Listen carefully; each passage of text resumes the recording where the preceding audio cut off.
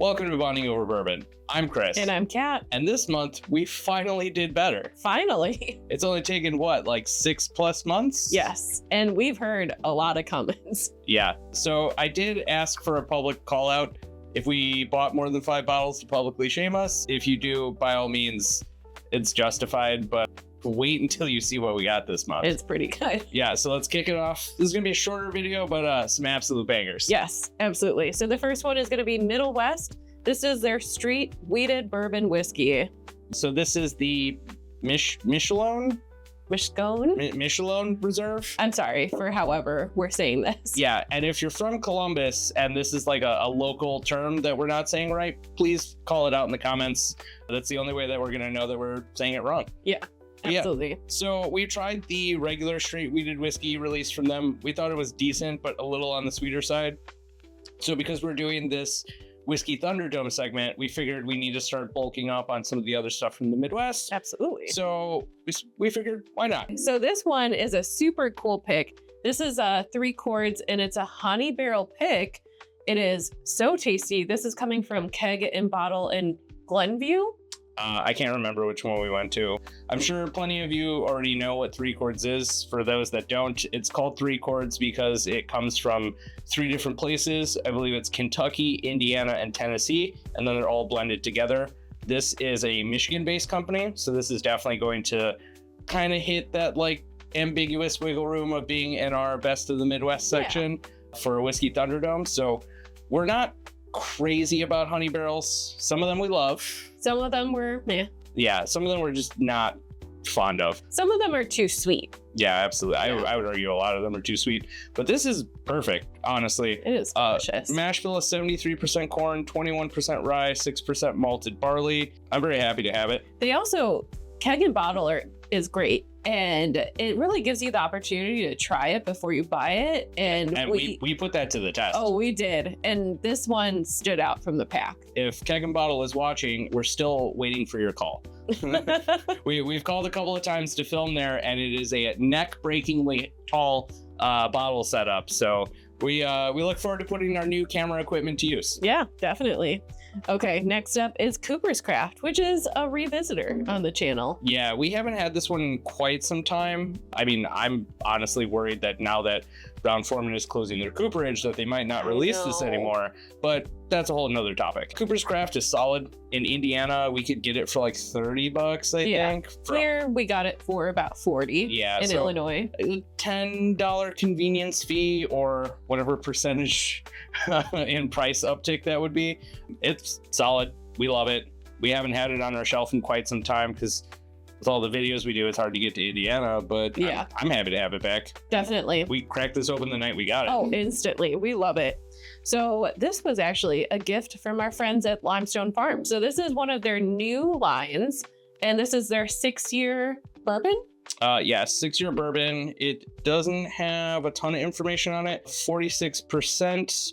It's coming out of Georgetown, Kentucky. They still don't have a public site available for people to view, but we enjoy the brand.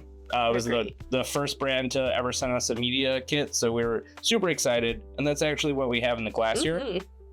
So at $39 for a 6-year whiskey, it does have a little bit of peppery baking spice to it. It does. It's definitely not going to hit the same threshold as like their $100+ bottles, but for $39, it's honestly pretty good. I also don't know if this is just me, but I also get limestone water on the nose as well. In bourbon? I know, crazy. But I really do get like the minerality in this whiskey. We got a regular whiskey savant over here. Oh yes, I know. I'm so fancy. But if you're looking to get this bottle for your home collection, it's actually available on Sealbox. So you can actually have it shipped directly to your house. It might kind of be flipping through inventory. So just keep your notifications on and you should be able to get one for your home. Yeah, definitely.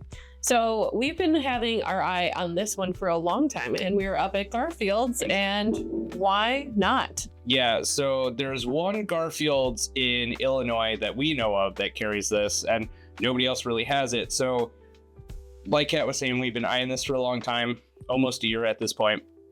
This is our favorite of all of the Limestone Farm releases. or at least like the sweet spot for value versus price point. And flavor. Yeah, it's really solid. It's 55.5%, so a little higher up there compared to this one. There's not a lot of information about age statement, at least on the bottle. I know that we did an overview in the past, so if you're interested, check out our old Limestone Farms review. I do apologize for the difference in audio quality. We were still learning. Hey. But yeah, it's solid. This is also going to go up in the best underrated whiskey category for Whiskey Thunderdome and see if we can get some low-key bangers from Kentucky. Oh, yeah. Yeah. There are so many hidden gems there. Yeah, I'm going to have to move some of these down. Yeah. So we did give in to a little bit of tater bait, which was the new Stag 24D. This is phase one of tater bait. There's a lot more to come. You can't stop us, you know? So I was originally a naysayer. I thought that there's no way that this could be good if it was rushed out towards the end of the year and it hit at the beginning part of 2025. And then we cracked it open and I ate my words. Yeah. The first crack is a little off profile from other stags, I will say, but once it opened, it started to have all of those like robust like cherry and berry kind of flavors, as well as some nice creaminess in there, caramel and pepper. The stag batches are so interesting because you can usually tell between A, B, and C what they're going to look like for each year, give or take some minor nuance for the year itself. We've always enjoyed the A's and the C's more than the B. So we didn't know what to expect from the D, but this is kind of combining A and A and C together. Kind of. To make like a nice hybrid of like some caramel, some pepperiness, like a little bit of red berry fruit. It's honestly very good. The rumor is that it is rejected GTS barrels. I don't know how much of that I believe, but after trying this and trying this guy, there might be some validity to it. Maybe a little. Maybe some like blends throughout the year, you know? Yeah. And speaking of... So we have the Stag Junior, and then we have the Stag Senior. So the place that I used to work at, which is like a legendary vintage whiskey, spirits, and like just overall really cool speakeasy bar. Very cool. Unfortunately, just shuttered its doors the other day, and they were doing a bottle sale for basically all of their back stock and their inventory. When I saw the price point for this one, I was like, there's no way I can't buy it. I think it was about $300. Which is insane. Yeah, this is the 2023 edition. I heard that this was like kind of the comeback to the really good stag flavors. I've heard a lot of good things about it online. I did some quick Google searching while I was checking out all the bottles. Yeah, he was texting me while in the room too, like, do I get it? Do I not get it? Yeah. What do I do? And like, I passed up a 10-year JW Dant for this from like 1978. I passed up like old Shenley stock. I passed up a lot of stuff, even like a Pappy 15 and an Old Rip and a Lot B. I skipped literally all the bottles that we would love to have in the collection. And I was like, more stag, please. Yeah. When else are we going to get it? And then does that bring us to the tail end? Okay. The tail end. Okay. All right. So full disclaimer here. We got some bottles that are probably going to make some people drop their jaw. Which is super cool. Yeah. And we did get a lot of them, but we have a lot of plans for these in the future, including giveaways. At one point in time, these might be a gift or even a backup bottle, but we've even shared a lot of this already. Yeah, so let's pull up the shared one first. Yep. So number one.